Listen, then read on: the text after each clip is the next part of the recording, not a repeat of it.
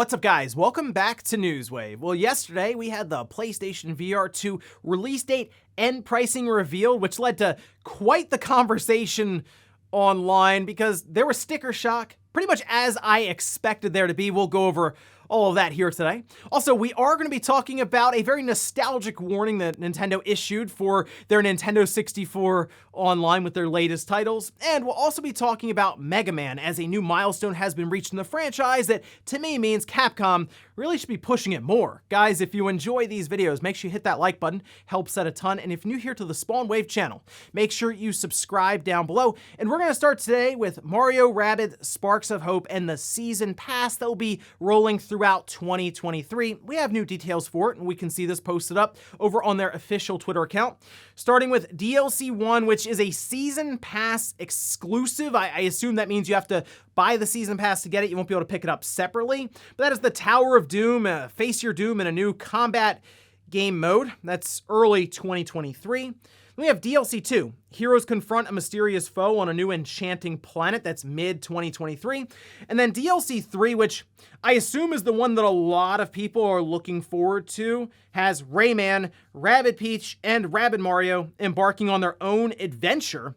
That's late 2023. It almost sounds like it's kind of like its own game sort of packaged in with Sparks of Hope, as it won't have Mario or Luigi or Peach or anything like that. I have seen speculation, maybe Ubisoft is playing around with the idea that the next game in kind of this genre would be Rayman as the main character with the Rabbids accompanying them. I guess that's possible, and maybe they're testing it out here with this DLC. But certainly, if you're a fan of Mario Rabbids Sparks of Hope, you're probably looking forward to the Season Pass. Seems like they have quite a bit of content here that will roll throughout 2023, but I am curious about that Rayman DLC 3 to see how that turns out. Also, we did get a release date for Front Mission First. This is the remake that Forever Entertainment is starting with. I say starting with because we know that they're also doing the second one and even the third one. Let's start, though, with this first one. We can see this over on Twitter, where they say the remake is coming to Nintendo Switch on November 30th. Pre-orders start on November 16th, and there will even be a new gameplay trailer going live later today. So exciting stuff there. Front Mission 1 and 2 never left Japan. It was on the Super Famicom. There were translations that were put out online, so you could have played through it, but it's pretty cool to see an official release for what is a very niche series. The third one on the PS1 did show up in the US. I remember renting it back in the day, and it's like a tactical RPG with mechs, which anything with mechs is cool, right? But I remember being a bit younger, not necessarily grasping it as much as I would now, so I will definitely check out the third one, and probably this first one at least, just to see how it turns out from Forever Entertainment. But good news, won't have to wait much longer. That coming out at the end of this month. Oh, and we did get a release date for Atomic Heart. This coming actually to Game Pass day one. We can see this posted up on YouTube with their release date reveal trailer. It coming out February 21st, 2023, Xbox, PlayStation, and on Windows. Now, the thing with this is I keep seeing trailers. I'm still unsure exactly how this game is going to turn out. It's an action RPG that's set in the mad utopia of an alternate post-WW2 world. And just looking at kind of the art style and the gameplay, I am getting BioShock or Wolfenstein, maybe some We Happy Few vibes thrown in there with sort of the creepy nature of the world. But it looks interesting. It looks different enough where I'll be trying it out. And hey, it goes into Game Pass day one, so you can check it out there. And guys, with some of the quick news out of the way, let's get into the bigger stuff. Let's start right away with the PlayStation VR 2. Sony released a blog post that detailed the different SKUs that'll be releasing and exactly when you can pick them up in 2023. Let's head over to PlayStation blog, where we can see the release date of February 22nd, 2023. We have two different SKUs to look at here, with the base PlayStation VR 2 coming in at $550. Yes, that will include the Sense controllers along with the headset, so you won't have to buy those separately like we had to buy the Move controllers separately, and the camera. There was a lot of weird stuff going on with the original PlayStation VR, but no, everything will be there all in the box. And they also have the Call of the Mountain bundle, that coming in at $600, so it's $50 more for the game. I thought they kind of would have done that as a pack-in for the base, but I guess not. I guess they want $600 for the PSVR 2 Horizon Call of the Mountain bundle. They also have a Sense controller charging station here. That way it'd be easier, I guess, to charge your Sense controllers rather than have to plug them in individually. That being $50. They had some details around how you could go about pre-ordering this. They say during this initial launch phase for our next-gen headset, players in the US, UK, France, Germany, Belgium, Netherlands, and Luxembourg will initially be able to pre-order PlayStation VR 2 solely through PlayStation's online store at directplaystation.com. Pre-orders will begin on November 15th.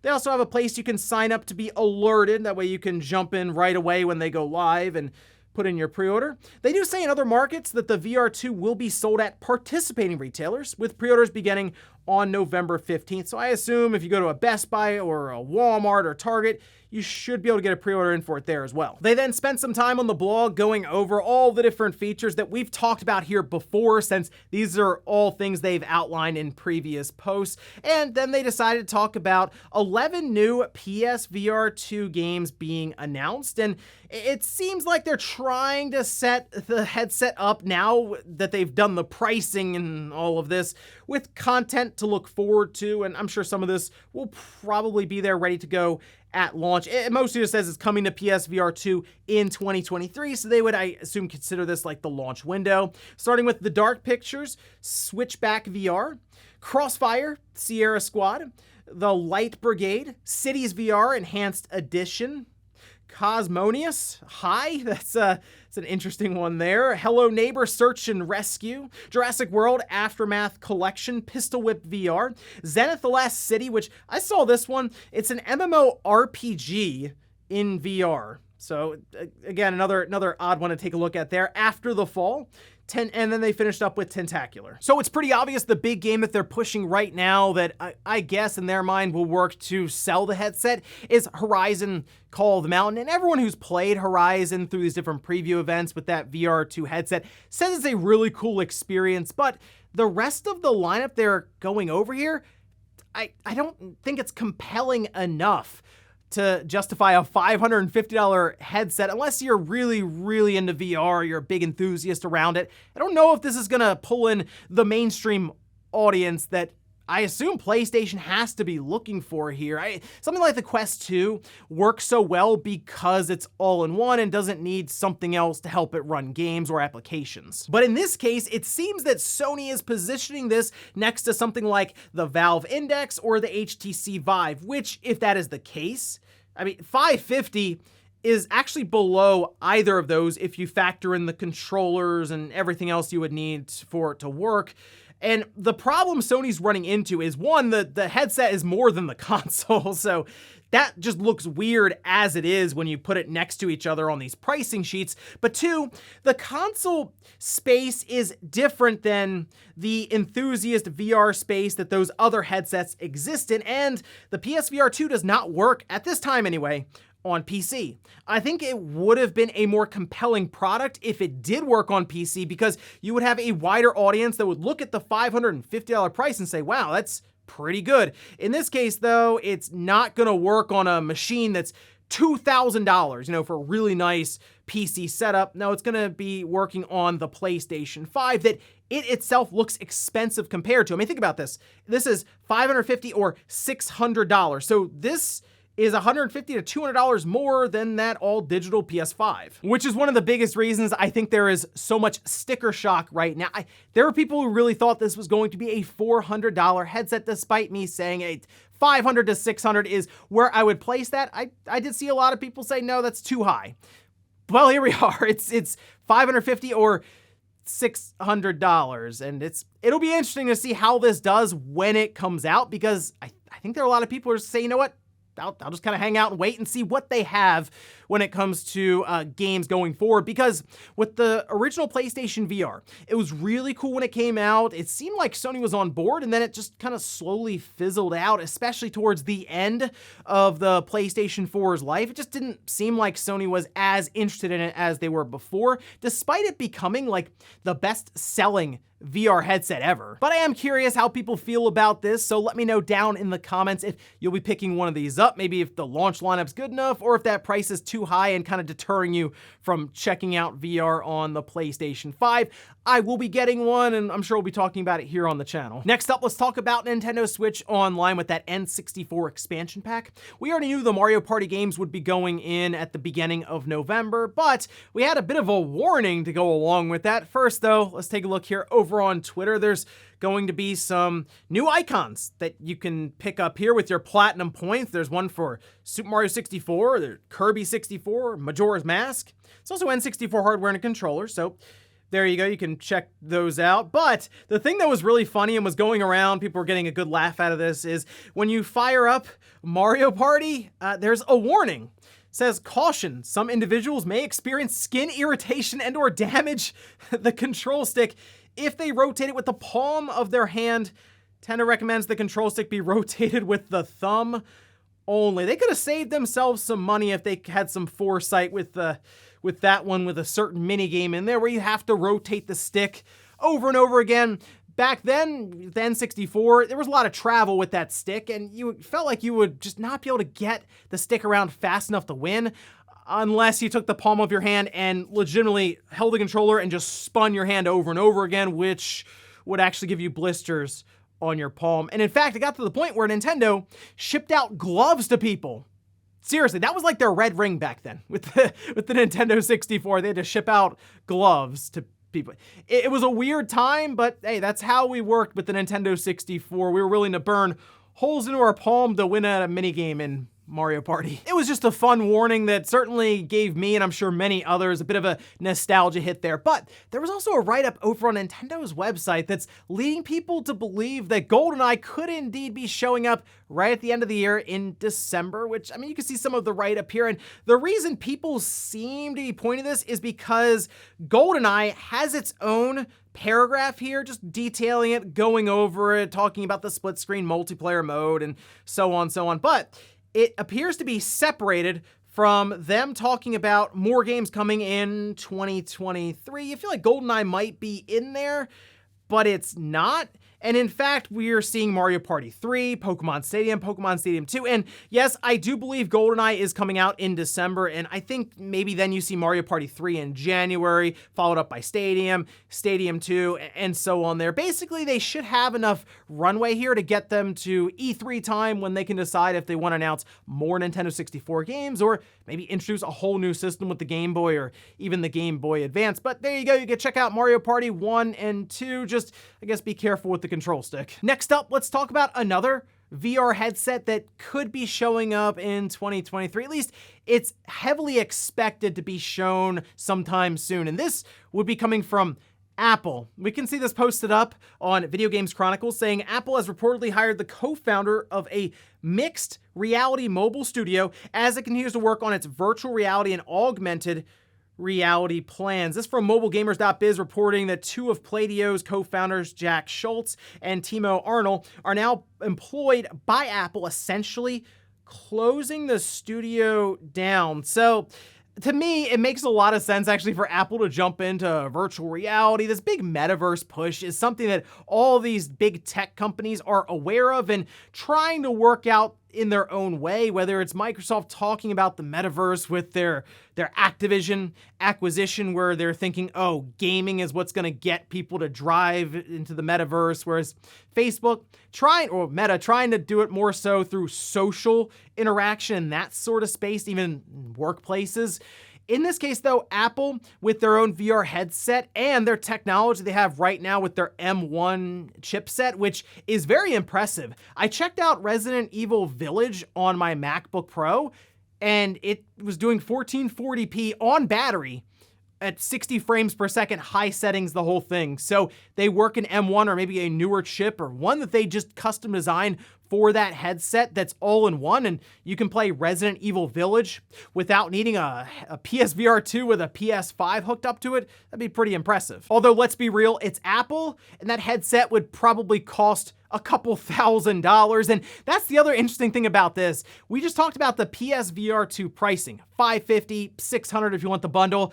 If Apple showed up with a headset that was $1,500 to $2,000 because of the way Apple has positioned themselves where people just expect expensive technology from them, I feel like people would just kind of shrug at it and be like, yeah, that's Apple. That makes sense. But PSVR 2 $550 to $600 is kind of pushing it. But I guess we'll see more about this in 2023 because I do expect Apple to talk more about this heavily rumored headset and how it's going to fit into their business. And in our last bit of news, let's talk about Mega Man, as a new milestone has now been reached for the franchise, with the latest iteration becoming the best-selling Mega Man in franchise history. We can see this posted up by Nintendo Everything, where they say Mega Man 11 sold 1.6 million units across all platforms. That's based on sales through September 30th. The previous record holder was Mega Man 2, with sales of 1.51 million copies. Mega Man isn't exactly a massive seller for each iteration. There have just been so many Mega Man games that when you add them up, it's a lot then. It's like 30 some odd million. It's just because there are so many titles. But this being the best selling game in franchise history makes me think that while the franchise technically for each title is smaller, I think it's on a bit of an upswing now, and this would be a good time for Capcom to really push things and take a shot at maybe a title that's a larger budget, higher quality. Look what happened with Metroid Dread. Nintendo comes out, they push this higher quality 2D Metroid game, and it sells over 3 million copies. Officially, we have not gotten that word, but I mean, we can all figure it's over 3 million copies. Now, I think there's a place for Mega Man, very recognizable character, and even having something like a 2D Mega Man game that fits in at that $40 to $50 mark, I think would be compelling if they put enough time and effort behind it. I would love to see them do a Mega Man X. I think that would be really cool to see, and maybe they could play around with the art style a bit from what they did with Mega Man 11, just to kind of separate the X series from just the Mega Man series there. A lot of possibilities, and I'm hoping Capcom really takes advantage of the now upswing for the Mega Man franchise, breaking records at 1.6 million copies for Mega Man 11. And before we go to the comment of the day, we're gonna take a look at the poll that I posted up yesterday. Remember, you can vote in these polls. I post them up the day before Newswave on the community tab, so make sure you keep an eye on that. We can see this though.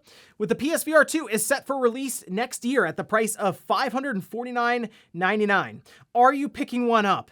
Look at that. 8% said yes, I'm getting it. 25% said maybe if there's a price drop, and then 67% said no, I'm not interested. Convincing people to try out VR is already difficult. Now you're coming in with a price point that people are seeing as just high because, again, it's more than the console, $550, $600. It's going to be even more difficult. I think you'll get the enthusiast really in there for being the initial adopters for this. But after that, will the mainstream grab on, even if there is an interesting title? Is it interesting enough for them to drop $550 on top of the console they've already bought for $400 to $500? That's the big question, and something I guess we'll find out next year when it releases. And we'll finish up with the comment of the day, as you're seeing here. This is from Approach, saying, do y'all think Call of Duty's increased success is partially because of Battlefield's failure this year? I think so. I'm curious how COD sales would be if Battlefield 2042 was successful. Well, in this case, Modern Warfare 2, it showed up, a year after Battlefield had come out. I still think Modern Warfare 2 would have done these numbers even if Battlefield was good right now, 2042. I think for the most part, people would just buy both, but I think people would rather get Call of Duty than Battlefield, especially with kind of the path Battlefield's been on. After Battlefield 5 and then 2042, the confidence just is not there as much. And I mean, there's Ground War in Call of Duty, which is basically their Battlefield mode, and I mean, it's better than what we've had with Battlefield. So Modern Warfare 2 was going to do these numbers. It's Call of Duty, it's Modern Warfare, which I know people say Black Ops is the strongest in the Call of Duty franchise. I still think with kind of the positioning of Modern Warfare from 2019, Modern Warfare 2 is really elevated this Modern Warfare name to the next level. So, I mean, the game's fun. It just is. And unfortunately, Battlefield, with the kind of struggles it's been going through, just not on the same level now. And ladies and gentlemen, that's going to do it here for Newswave. If you enjoyed this video, guys, hit that like button. If not, hit the dislike. Leave comments down below about everything we talked about here today. Was the PSVR 2, pricing, the games that were revealed. How do you feel about this entire headset now heading into 2023. And then also, what about Mario Party 1 and 2 releasing with that warning that give you a bit of a laugh? And then Mega Man, with 11 breaking franchise records now. Is it time for a new, bigger budget Mega Man game? Thanks guys for watching, and I'll see you next time.